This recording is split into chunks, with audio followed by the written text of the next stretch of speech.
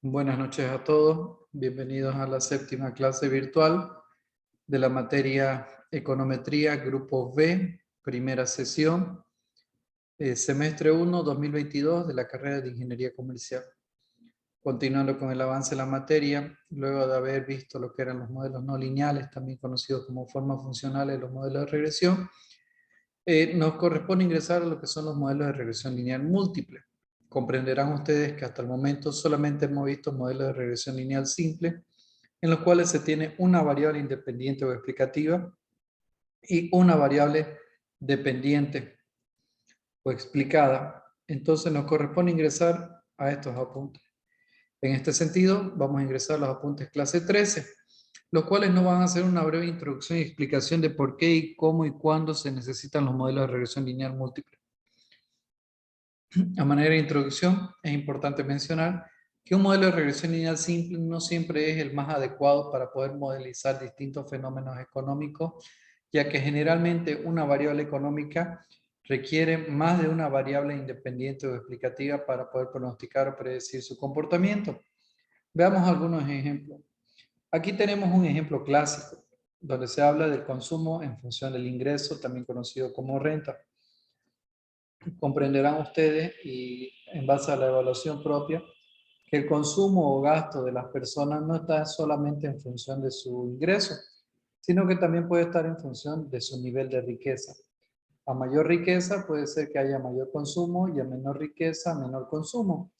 Y como vamos a ver más adelante, también puede existir una correlación entre lo que es el ingreso y la riqueza. Pero aquí tenemos un claro ejemplo donde se requiere modelo de regresión lineal múltiple con más de una variable independiente explicativa. En este caso, ingreso y riqueza para poder explicar la demanda o gasto o consumo. Otra situación que podemos pensar considerando un modelo no lineal tiene que ver con la producción y el trabajo.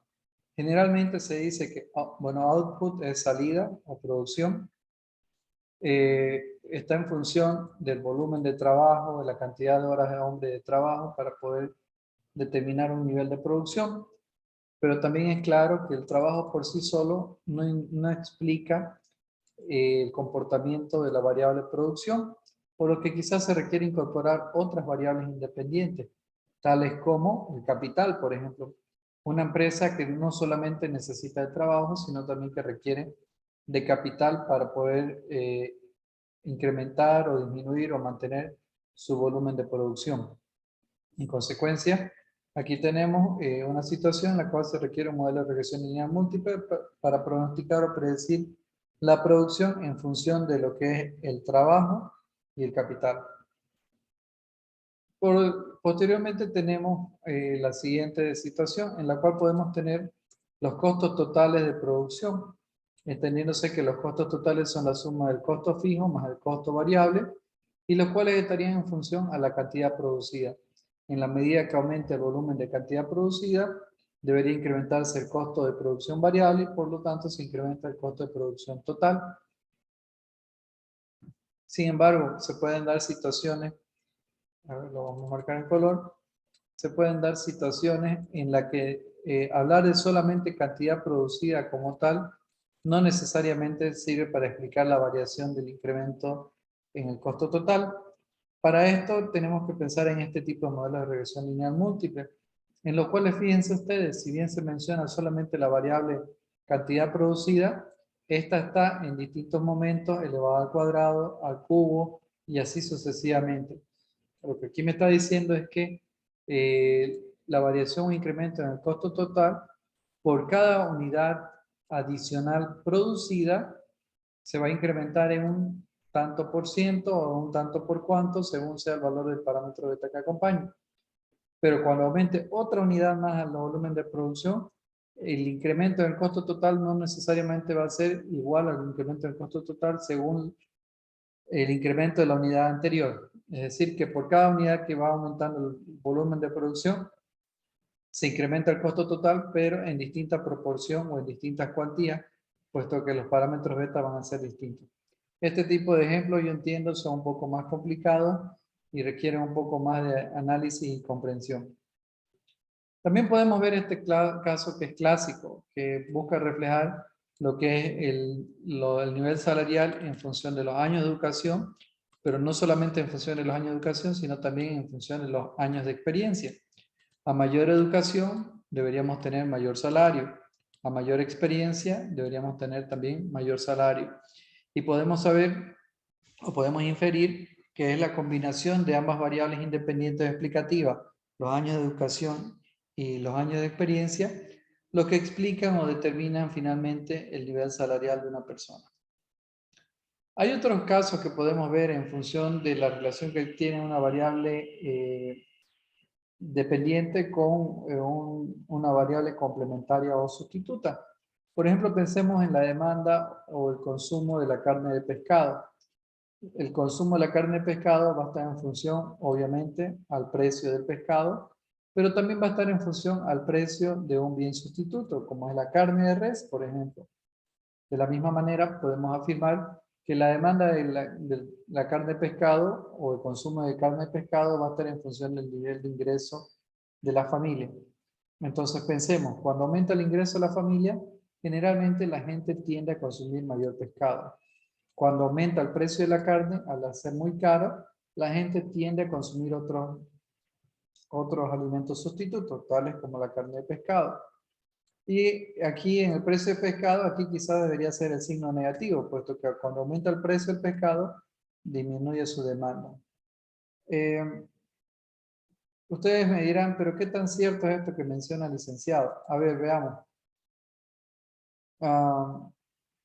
En las pensiones más económicas, ¿cómo es la sopa que sirven?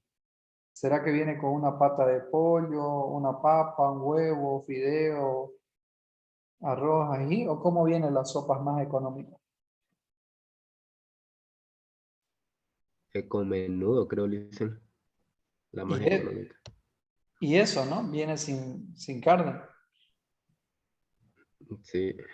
Vienen a ser sopa o caldo de hueso prácticamente. Y es la más económica. En cambio, una sopa más cara viene con todo lo que les menciono, ¿no? Una sopa de maní con papa frita, papa, fideo, la presa del pollo y qué sé yo. Y después, ¿cuál es la comida más económica que compramos afuera? Entre las carnes animales, ¿cuál es la más El económica? pollo. El pollo. El pollo. El pollo, Denis Toledo, correcto. ¿Cuál le sigue? ¿Cuál es más cara? ¿Qué es más caro que el La pollo? carne. La carne La de carne. res. Muy bien. Sí. ¿Y después qué comemos generalmente para fin de año? El chancho. El chancho. Chancho. Y después, por último, ¿qué es lo último que compramos cuando nos pagaron el sueldo? Puede ser pescado. Muy bien, Keiko, pescado. Entonces, ¿se fijan ustedes cómo el consumo de las distintas carnes está en función del nivel del ingreso de las personas? Mayor ingreso, cambiamos el consumo del tipo de proteína. Y les comento esto para concluir este ejemplo. Este caso se da a nivel país también. China, hace 30 años, cuando China era pobre, los chinos comían mucha verdura. ¿Y por qué? Porque la verdura es muy barata. Incluso aquí en Bolivia, la verdura es muy barata. Aquí comer sano es más barato que comer mal. Es mucho más sano comprar verduras y comer verduras que comprar carnes y comer carnes o comida rápida. Y en China, como fueron mejorando sus condiciones y ahora son un país desarrollado, mejoraron el ingreso de las personas, la gente comienza a dejar de consumir proteína vegetal y comienza a consumir proteína animal. Pero como son tantos los chinos, no abastece su producción de alimentos de carne. Entonces ellos importan, siendo creo que el mayor proveedor a nivel mundial de carne para China, Brasil. Entonces Brasil le manda mucha carne a China. Bolivia recién ha estado queriendo enviar unas cuantas toneladas de carne y pagan muy bien. Similar situación se puede decir que pasa hasta cierto punto aquí en Bolivia. En Bolivia, ¿dónde es lo que más se produce carne de res? ¿Dónde hay mayor cantidad de ganado? En el Beni, Creo que actualmente aquí en Santa Cruz, Es Santa Cruz. ¿Y el segundo? ¿Ya lo acaban de decir? el Beni. Muy bien. ¿Y en Santa Cruz, qué carne creen que se consume? ¿La de Santa Cruz o la del Beni?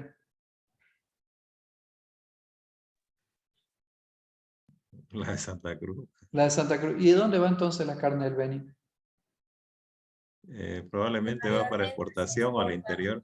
se exporta o para el interior. Se exporta y también va al interior. La carne se va a La Paz. En La Paz, cuando ustedes coman un churrasco, un bife, es carne veniana. Y también se va a Cochabamba y los otros mercados menores, ¿no? Y en la medida que La Paz aumente sus ingresos, encarece el precio de la carne porque los productores de carne, en vez de vender en Santa Cruz, prefieren venderlo en La Paz a un precio más caro. Entonces, ¿a dónde quiero llegar y a dónde quiero aterrizar? Cuando ustedes tengan que hacer un modelo de regresión, cuando tengan que hacer un estudio de mercado, un pronóstico, una predicción de la demanda de un bien, tienen que pensar en cuáles son las variables que explican la variación o demanda o el comportamiento de su variable dependiente, pudiendo ser estas variables explicativas variables de bienes sustitutos o complementarios. Y por ese motivo es que yo les he asignado también el tema del trabajo final de investigación, porque los derivados de hidrocarburos no tienen sustituto y no tienen bien complementario y no varía su precio a lo largo del tiempo. Entonces, ¿cuáles pueden ser las variables independientes o explicativas que expliquen la variación en el consumo de un derivado de hidrocarburo? Esa es la pregunta que ustedes tienen que ir respondiéndose, porque el diésel no tiene sustituto. El camión, el tractor, no anda con alcohol, no anda con gas domiciliario. El jet fuel de aviación, el avión no anda con GLP de garrafa, no anda con diésel. Y tal vez el gas domiciliario y el GLP, y hasta cierto punto la gasolina y el gas natural vehicular, pero después no tienen sustituto. Y como el bien sustituto a parcial no varía su precio tampoco, entonces tienen que pensar ustedes cuáles pueden ser esas variables independientes o explicativas, y de ahí tienen que acudir a fuentes primarias y secundarias para recabar los datos, clasificarlos, sistematizarlos, plasmar los modelos, etc. Y todo lo demás pasa. Entonces, está claro que son necesarias, se presentan muchas situaciones en las cuales se requieren aplicar modelos de regresión lineal múltiple para poder pronosticar o predecir el comportamiento de las variables. ¿Está clara la necesidad?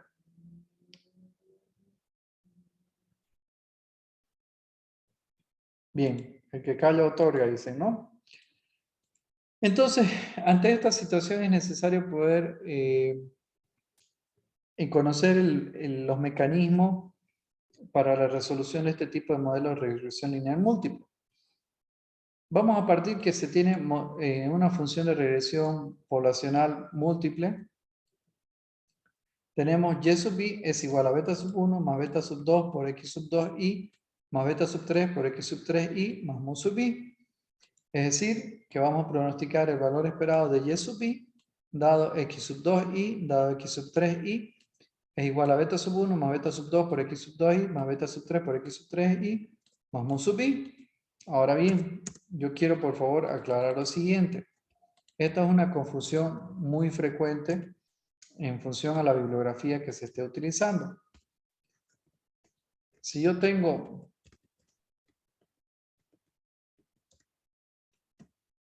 así, o si tengo así, este modelo que está en color verde es exactamente lo mismo que este modelo que está en color amarillo y es exactamente lo mismo que este modelo que está en color plomo. Los tres son lo mismo y representan lo mismo. Los tres tienen un valor límite o asintótico, llámese beta sub 1, beta sub 0. Los tres tienen una variable independiente que acompaña a la pendiente, enseguida les explico su nombre, a beta sub 2 si quieren en el momento, o beta sub 1 o beta sub 2, pero vienen a ser lo mismo. Los tres tienen dos variables independientes o explicativas acompañadas de sus respectivos parámetros beta. La confusión se da por la numeración en el subíndice, pero no afecta el fondo de que se tratan de las mismas ecuaciones de regresión lineal múltiple. Es simplemente nomenclatura. Ahora, lo que estamos haciendo es estimar el valor esperado de y condicionado o dada la restricción de los valores de las variables independientes x sub 2i y x sub 3i. Esa es la interpretación de esto. Ahora, en los modelos de regresión lineal múltiple, los parámetros beta cambian su nombre. ¿Por qué? Antes el parámetro beta en un modelo de regresión lineal siempre era un coeficiente de la pendiente o era el coeficiente de regresión. Aquí pasan a denominarse beta sub 2, beta sub 3, beta sub 4 y así sucesivamente pasan a denominarse como los coeficientes de regresión parcial o coeficientes parciales de la pendiente. ¿Por qué se pasan a denominar así? Porque si yo asumo, hablando en beta sub 2, en este caso, beta sub 2 mide el cambio en el valor de la media de y, es decir, en el valor esperado de y, por una unidad de cambio en x sub 2, permaneciendo x sub 3 constante. Fíjense, beta sub 2 mide la variación en y sub i por una unidad de cambio en x sub 2i, permaneciendo x sub 3 constante. Eso es lo que me está diciendo. Se denominan coeficientes de regresión parcial o coeficientes parciales de la pendiente. ¿Por qué? Por ejemplo, beta sub 2 mide la variación en y sub i, dado la variación en x sub 2i, permaneciendo beta sub 3, perdón, x sub 3 constante. Dicha esta explicación,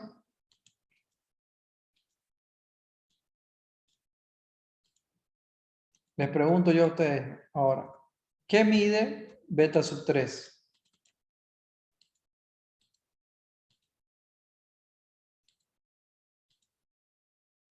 El cambio del valor de la media de y Muy bien, Keiko, ¿qué más? por una unidad del cambio de x sub 2 ¿Segura que x sub 2, Keiko? a x sub 3. Muy bien, Keiko. Por una unidad de cambio en x sub 3. ¿Qué más, Keiko? Permaneciendo constante en x sub 3. ¿Segura que x sub 3? En x sub 2. Correcto, Keiko. Permaneciendo x sub 2 constante. Por eso fíjese, Keiko, el parámetro beta, que sea el 2, el 3, el 4, lo que sea, mide la variación en y sub i, permaneciendo por la variación en el parámetro de la variable, perdón, el valor de la variable independiente que acompaña a dicho parámetro, permaneciendo constante todas las demás variables independientes. Recuerden el famoso ceteris paribus, todo lo demás permanece constante. Bien, pensemos en algunos ejemplos. Tenemos la empresa Buenos Aires que se dedica a la fabricación de ventiladores. Esta empresa ha identificado que sus resultados hubieran sido mucho mejores si el índice de ausentismo o absentismo no fuera tan alto, es decir, que la gente no se falta a su trabajo. Para este propósito, construye el siguiente modelo de regresión. El índice de absentismo está en función de la edad, la antigüedad del trabajador en la empresa y el nivel de salario. Construyeron este modelo. Entonces, cuando se recaban los datos estadísticos de los trabajadores y se hace la regresión respectiva, se construye el siguiente modelo, donde podemos ver que el índice de absentismo es igual a 14,413 menos 0,096 edad, menos 0,078 antigüedad, menos 0,0036 salario. Entonces le voy a quitar el color para poder mostrar. Ahora, ¿cómo se interpreta esto? Vamos a interpretar primero beta sub 2. Beta sub 2 corresponde a la edad. Lo marco aquí en color verde. La interpretación de beta sub 2 es la siguiente. Manteniendo fijo el salario y los años de antigüedad de la empresa, si la edad se incrementa en un año, el ausentismo se reduce en 0,096 días. Fíjense, si la edad aumenta en un año, permaneciendo la antigüedad y el salario constantes, el índice de absentismo se reduce en 0,096. Veamos la siguiente. Beta sub 3. Manteniendo fijo el salario y la edad, si los años trabajados en la empresa se incrementan en un año, el absentismo laboral se reducirá en 0,078 días. Fíjense, si la antigüedad se incrementa en un año, permaneciendo la edad y el salario constante, el índice de absentismo se disminuye en 0,078. Veamos qué más tenemos. El siguiente. Si beta sub 4 me dice, manteniendo fija la edad y los años trabajados en la empresa, si el salario se incrementa en 1000 bolivianos, el absentismo laboral se reducirá en 0,036. Si aquí está y permanecería todo lo demás constante, el absentismo se incrementaría, disminuiría, perdón, en 0,036. Pregunta, con este modelo de regresión, tomando en cuenta el valor de los parámetros beta, ¿cuál de las tres variables independientes o explicativas tiene mayor relevancia, tiene mayor peso, tiene mayor incidencia en la variable dependiente del ausentismo laboral? La edad con un parámetro beta de 0,096, la antigüedad con un parámetro beta de 0,078 o el salario con un parámetro beta de 0,036. ¿Cuál tiene mayor peso? Yo creo que la antigüedad. No. El salario. La edad, El salario, La me edad. dicen. Tampoco. ¿Quién dijo la edad, perdón? ellos dicen, Bien, Denis Toledo. ¿Por qué la edad? porque es más alto, por eso Correcto. yo creo. Porque el valor del parámetro beta que acompaña la edad es mayor que el valor de los parámetros beta de las otras variables. Fíjense que por cada año que aumenta la edad, el índice de absentismo se reduce en 0,096. En cambio, por cada 1000 bolivianos que aumenta el salario, el índice de absentismo apenas se reduce en 0,036. Entonces yo tengo que diseñar una política de recursos humanos encaminada a contratar personal que esté en cierto rango de edad, porque es el que menos se falta a su trabajo. Veamos otro ejemplo a ver si nos queda más claro. Tenemos la demanda de servicios hoteleros aquí, que va a estar en función del ingreso y el tamaño del hogar. ¿Qué se entiende por tamaño del hogar? Es la cantidad de integrantes de la familia. Entonces se recabaron los datos y se construyó este modelo, donde se puede ver que el ingreso, que el parámetro beta que acompaña el ingreso es 4,44. Y el parámetro beta que acompaña el tamaño del hogar es 0,523. En adición a eso, fíjense que el ingreso tiene una relación directa con la demanda de servicio hotelero. Es decir, que a la medida que aumenta el ingreso, aumenta la demanda de servicio hotelero. En cambio, el tamaño de la familia tiene una relación negativa con la demanda de servicio hotelero. Es decir, que como en la medida que se agranda la familia, disminuye la demanda de servicio hotelero. Entonces, ¿cómo se interpreta esto? Veamos. Lo que me está diciendo es que si el ingreso se incrementa en 1%, porque es un modelo log-log, tiene logaritmo natural en ambos extremos de la ecuación, el gasto en servicios hoteleros se incrementa en 4,44%, permaneciendo constante el tamaño de la familia o la cantidad de integrantes familiares. En cambio, si el tamaño de la familia o la cantidad de integrantes de la familia se incrementa en un integrante, la demanda de servicios hoteleros disminuye en un 52%. Aquí me faltó el logaritmo natural. Bien. Y esto es lógico. A ver, ¿quiénes van más de vacaciones a los hoteles? ¿Los solteros o las familias con hijos? .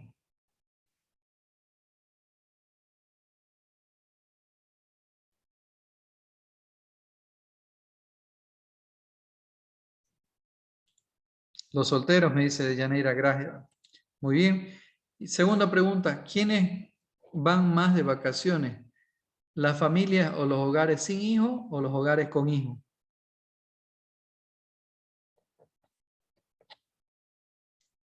¿Quiénes vacacionan más?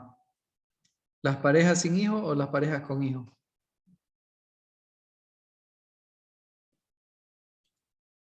Los sin hijos nuevamente de Yaneira y María del Carmen, correcto. Es por eso que Rebeca Rojas también dice sin hijos. ¿Por qué? Porque ya algún integrante de la familia significa un pasaje más en flota, un pasaje más en avión, una cama más de hotel, una boca más que alimentar, etc. Es por eso que ustedes van dejando su información personal en distintos lugares. Se va registrando su dato. Hay cadenas de hoteles que compran bases de datos y les hacen llegar promoción dirigida. Por eso es que hay las personas que no tienen hijos en Facebook les llegan promociones de paquetes familiares, qué sé yo, en Punta Cana. En cambio, las personas que tienen hijos y Facebook reconoce que ustedes tienen hijos, en Facebook les llega publicidad, qué sé yo, un retiro familiar en Porongo o en Santa María la Antigua, en Buenavista, algo así. Entonces les hacen llegar ofertas según sus características identificadas. Este tipo de modelos, como les menciono, lo utilizan empresas que ofrecen servicios que están destinados a cierto segmento sociodemográfico. Bien. ¿Está más claro, Fonseca, lo que son los modelos de regresión lineal múltiple? Sí, solo que me confundí en el primero, ese dato que está entre paréntesis, ese ejemplo que estaba, eso de la edad, por ejemplo, sí, arribita, Lisa, el que dijo Denis, creo. Es que yo me guié por lo que está entre paréntesis abajo, ese dato de la antigüedad, el 0,067. Pensé que ese era el dato que predominaba. Sí, es su error estándar. El que está bajito es el error estándar del parámetro. Ahí me confundí, pero sí, ya está claro. Gracias. Perfecto. Y por eso se llaman también coeficientes de regresión parcial o coeficientes parciales de la regresión. Cuando se trabaja con los modelos de regresión lineal múltiple, para poder estimar los parámetros beta se vuelve cada vez más complicado. Aquí ustedes lo pueden ver que para estimar beta sub 2 y para estimar beta sub 3 se tienen que hacer estos cálculos. Si bien para beta sub 1 lo vemos relativamente fácil o accesible, para beta sub 2, beta sub 3, beta sub 4 y los demás, se vuelve cada vez más complejo los cálculos. En este sentido, aquí está.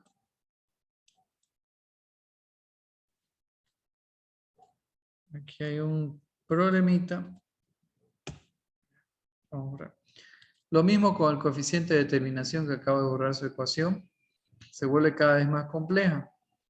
Entonces, es necesario hacer uso de un nuevo enfoque, vamos a llamarlo, para poder facilitar los cálculos, el análisis y la interpretación de los resultados. También es importante mencionar que en la medida que aumenta la cantidad de variables independientes o explicativas, el coeficiente de determinación tiende a aumentar y casi nunca disminuir. Cuando aumenta la cantidad de variables independientes o explicativas, el coeficiente de determinación tiende a aumentar y casi nunca disminuir. Esto hasta cierto punto. ¿Por qué? Porque se puede quizás tratar de incrementar el valor o mejorar cada vez más el coeficiente de determinación aumentando variables independientes al modelo, que finalmente lo único que hacen es distorsionar el mismo y distorsionar los resultados. Entonces tampoco es que ustedes les van a meter variables independientes o explicativas por montones, porque no van a contribuir a la eficiencia, a la precisión y a la eficacia del modelo. Bien, en el enfoque de regresión lineal múltiple, para poder resolver los modelos de regresión lineal múltiple, vamos a hacer uso de un enfoque que se llama el enfoque matricial. Este enfoque matricial está desarrollado para poder facilitar el cálculo. Partamos de lo siguiente. Tenemos una función de regresión poblacional expresada en forma genérica, la cual me dice que y sub i es igual a beta sub 1 más beta sub 2 por x sub 2i más beta sub 3 por x sub 3i, Y así sucesivamente hasta beta sub k por x sub k i más mu sub i, siendo sub i la iésima observación. Y los parámetros beta, los coeficientes parciales de regresión. Esta ecuación de aquí es una versión resumida de lo que tenemos por aquí, lo cual me está reflejando una regresión lineal múltiple para cada una de las observaciones. Sub i, para cada iésima observación, si quieren verlo. Tenemos un modelo de regresión lineal múltiple correspondiente. Ahora bien, como recordarán ustedes, cuando hablamos de pronóstico o predicción utilizando el análisis de regresión, lo que decimos es que en muestreo repetido se espera que el valor de y sea igual a tanto, tanto. Y ese muestreo repetido es lo que da lugar también en el enfoque matricial a que se tenga distintas corridas o distintas iteraciones y se obtengan distintos valores de y sub i, pero en promedio se espera que el valor esperado de y sub i dado x sub i de x sub 2i y x sub 3i sea tanto, tanto. Por eso lo que digo que es una versión resumida o abreviada de todo esto hasta llegar a esta forma genérica de un modelo de regresión lineal múltiple. Cuando yo transformo esto en matrices, voy a obtener lo siguiente. Voy a tener una matriz vector columna. No puedo marcarlo solo. Una matriz vector columna de y, la cual va a ser de orden n por 1. Voy a tener una matriz información de x, la cual va a ser de orden n por k. Voy a tener una matriz vector columna de beta, la cual va a ser de orden k por 1. Y voy a tener una matriz vector columna de mu, que también va a ser de orden n por 1. Esto es una representación matricial del modelo de regresión lineal múltiple de k variable. Ahora, este modelo tiene que cumplir las condiciones establecidas en álgebra matricial para poder encontrar el producto o la suma de matrices. Y si lo cumple, como vamos a ver en las siguientes clases. En forma sencilla podemos representar toda esta ecuación de la siguiente manera. La matriz de y es igual a la matriz de x por la matriz de beta más la matriz de mu. Y lo tenemos aquí. Y lo tenemos aquí. Bien, ¿cuál es esa condición? Por ejemplo, para encontrar el producto de matrices, la cantidad de columnas de la primera tiene que ser igual a la cantidad de filas de la segunda. Aquí se cumple. Y el orden o tamaño o dimensiones de la nueva matriz va a ser igual a la cantidad de filas de la primera y por la cantidad de columnas de la segunda. Y después ya puedo encontrar la suma de matrices y voy a poder realizar esto. Bien, detenemos la grabación para que no sea muy pesado el archivo.